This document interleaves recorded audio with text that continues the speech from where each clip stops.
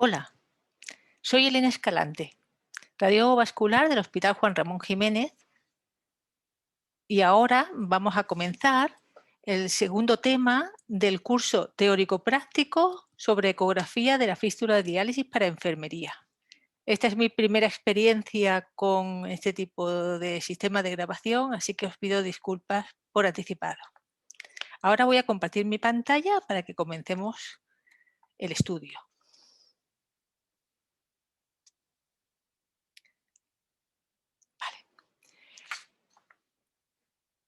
Ese tema, el segundo tema, trata sobre la anatomía arterial y venosa de las extremidades superiores y las características ecográficas de los vasos.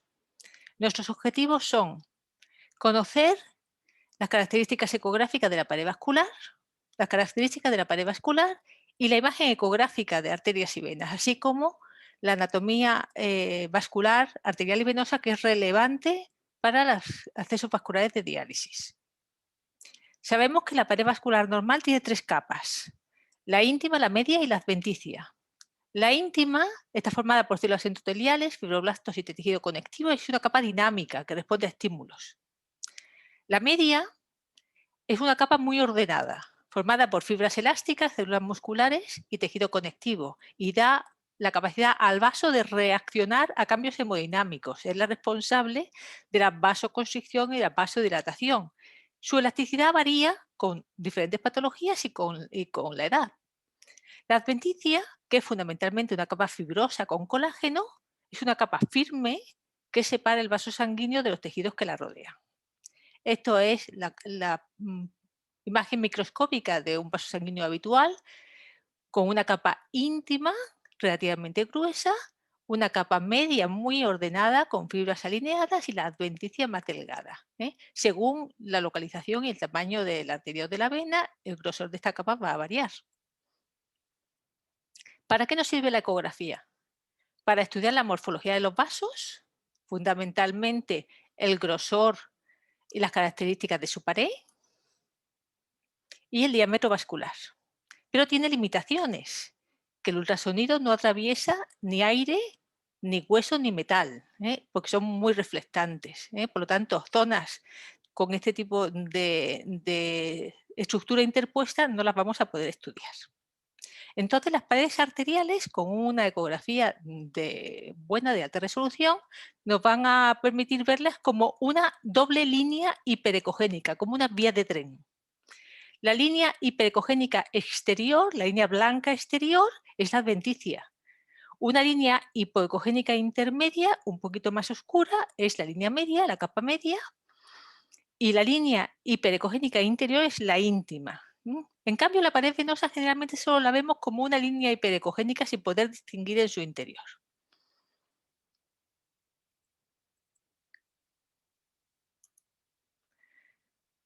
Por ejemplo, a vuestra izquierda vemos la arteria carótida y aquí la triple línea, que es una pared arterial normal. En cambio, a este lado vemos una vena también de grueso calibre, pero su pared se ve como una sola línea hiperecogénica. No podemos distinguir las tres capas. ¿Cómo podemos distinguir qué es una arteria y qué es una vena ecográficamente? Pues fundamentalmente y de forma más sencilla, haciendo una compresión ligera con el transductor. Vamos a ver si esto funciona. Cuando hacemos una compresión ligera con el transductor, la vena se colapsa, en cambio la arteria mantiene su forma y se vuelve pulsátil. Esto es una arteria carótida con la vena yugular vecina y vemos que se distinguen con facilidad qué es cada estructura. Si queremos comprimir muchísimo, se va a colapsar todo, pero con una compresión ligera la diferencia es obvia. A continuación vamos a ver la anatomía arterial de las extremidades superiores de cara al acceso de diálisis. Sabéis que el cuerpo humano no es simétrico.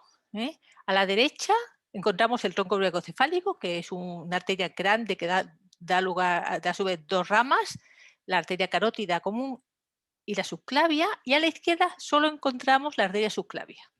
Ambas arterias subclavias salen del tórax por el desfiladero torácico. Es un espacio estrecho que lo delimitan los músculos escalenos anterior y medio, la clavícula ventralmente y la primera costilla dorsalmente. Así viajan hasta el borde lateral de la primera costilla. A partir de ahí, la subclavia pasa a ser arteria axilar. Pero en su recorrido la subclavia tiene ramas muy importantes. Las ramas más importantes y constantes son la arteria mamaria interna, que va hacia abajo. Aquí en el dibujo lo vemos que va hacia abajo. En esta arteriografía también vemos que va hacia abajo. Y la arteria vertebral que sube hacia arriba. Son unas ramas muy precoces y muy importantes. Y aquí en el otro lado, si yo muevo la caja, vemos que sube hacia arriba. Hay otras ramas, como el tronco tirocervical y el trombo costocervical, que son más inconstantes, porque hay multitud de variantes anatómicas. A partir del borde de la primera costilla, sería a partir de aquí, a partir de una línea que pasaría por el borde de la primera costilla, la arteria subclavia pasa a llamarse arteria axilar. Y así llega hasta el borde lateral del músculo redondo mayor. El músculo redondo mayor es el que forma la cara posterior de la axila, ¿no? Tiene ramas muy variables y algunas de ellas muy importantes para la cirugía mamaria, pero que nosotros verdaderamente no son significativas de cara al acceso vascular.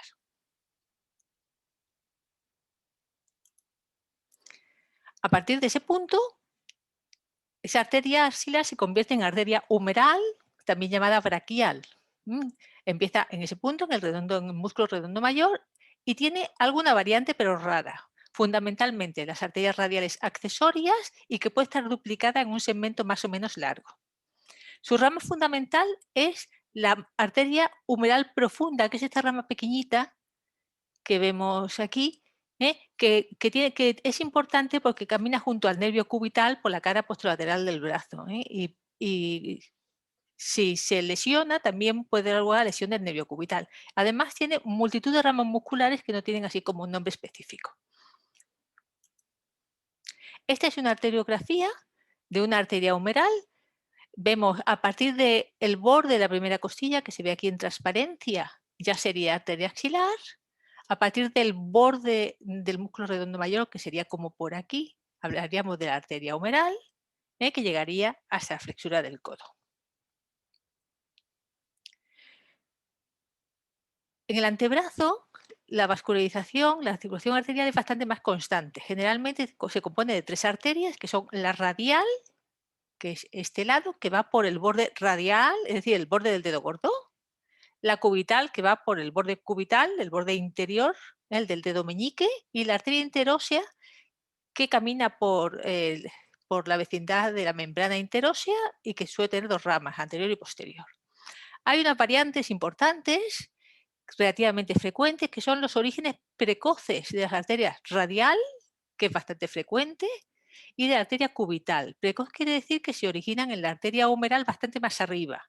Por lo tanto, si nosotros, ahora veremos una imagen, si nosotros exploramos el pulso humeral a nivel del codo, encontraremos 2 pulsos.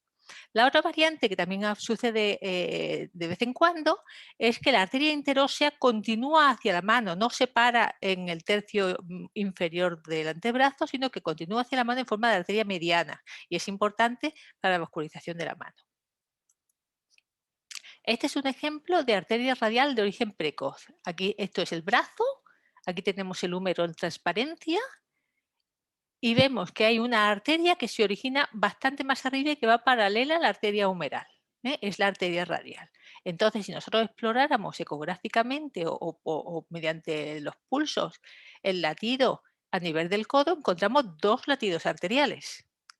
De hecho, tiene la mala sombra también de que como hay una arteria de más en el codo, nosotros podemos pincharla pensando que es una vena y realmente es una segunda arteria radial. A continuación vamos a pasar a las venas.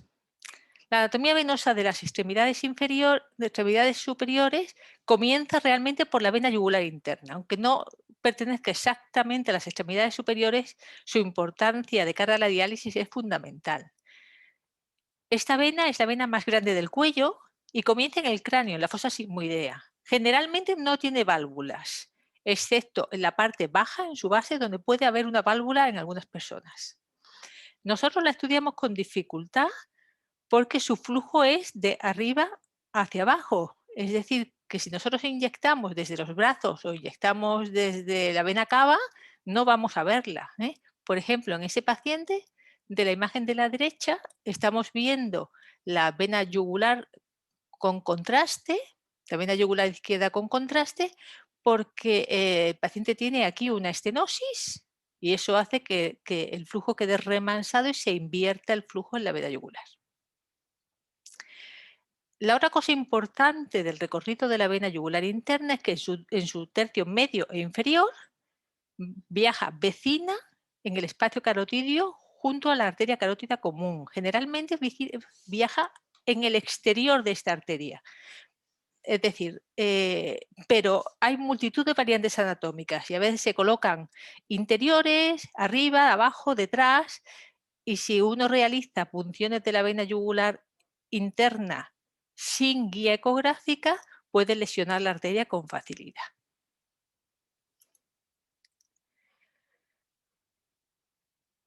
Igualmente que pasa en las arterias, en las venas, la asimetría entre la derecha y la izquierda es lo habitual. Generalmente, la vena yugular se une con la vena subclavia y forma la vena brachiocefálica. En el lado derecho, la vena brachiocefálica es una estructura muy corta y muy recta, de apenas 2 centímetros o así. En cambio, en el lado izquierdo, la vena brachiocefálica es mucho más larga porque atraviesa el mediastino de izquierda a derecha, generalmente por delante del callado y de los grandes vasos. Esta imagen de abajo es un estudio flebográfico donde vemos la vena subclavia y el tronco brachiocefálico del lado derecho y la vena subclavia y el tronco brachiocefálico del lado izquierdo, que son bastante diferentes. Si comparamos con la imagen anterior, pues es lo mismo. La vena cava superior, en cambio, es una vena enorme que baja recta centrada por la derecha, mide 6 a 8 centímetros de longitud y puede tener hasta 2 centímetros de diámetro. En ella desemboca la vena ácigos, que es una vena pequeñita pero de gran importancia a la hora de la descompresión. Y hay una variante anatómica bastante rara, pero que yo he visto unas cuantas, que es la vena cava superior izquierda. Es decir, en algunos pacientes, fundamentalmente cuando hay malformaciones cardíacas congénitas, no existe tronco innominado en el lado izquierdo, sino que la vena subclavia izquierda baja como una estructura única directamente al seno coronario. Entonces, nosotros ponemos un catéter por esta vía, ponemos un PIC, ponemos algo y de pronto se va por otro sitio, que no toca. Pues es la vena cava izquierda, superior izquierda. En las extremidades superiores, ahora cambiamos, vamos bajando, en las extremidades superiores las venas se agrupan en dos sistemas venosos, uno superficial, que es el importante, y otro profundo.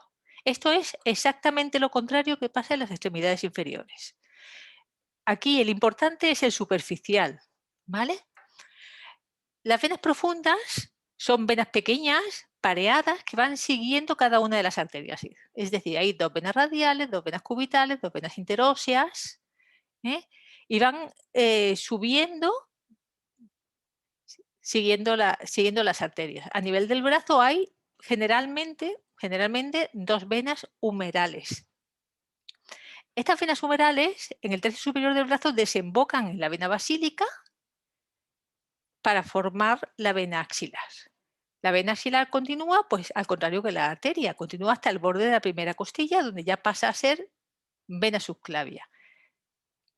Como hemos dicho varias veces, el lado derecho, que es este que os enseño, es diferente que el lado izquierdo, porque la vena subclavia es aproximadamente igual, pero en cuanto entra la yugular, pues el tronco brachocefálico es muy diferente y el recorrido es distinto. Las venas superficiales de las extremidades superiores Realmente se originan de la mano, del plexo venoso dorsal de la mano. Continúan por el antebrazo en forma de vena cefálica, basílica y mediana.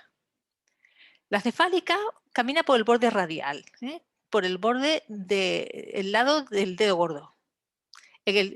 A partir del codo va en el surco que le produce el bíceps y el músculo braquial, y a nivel del hombro, más arriba, atraviesa la fascia clavículo-pectoral para desembocar en una vena profunda, como es la vena axilar o la vena axilar-subclavio. Esta desembocadura es muy abrupta, es lo que llamamos el callado de la vena cefálica.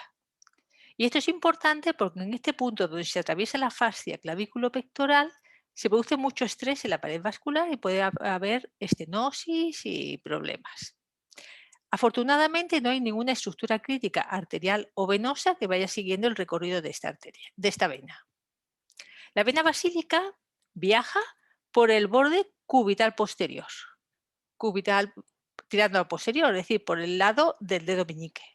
Asciende a partir del codo por el borde medial del bíceps, superficial a la fascia braquial.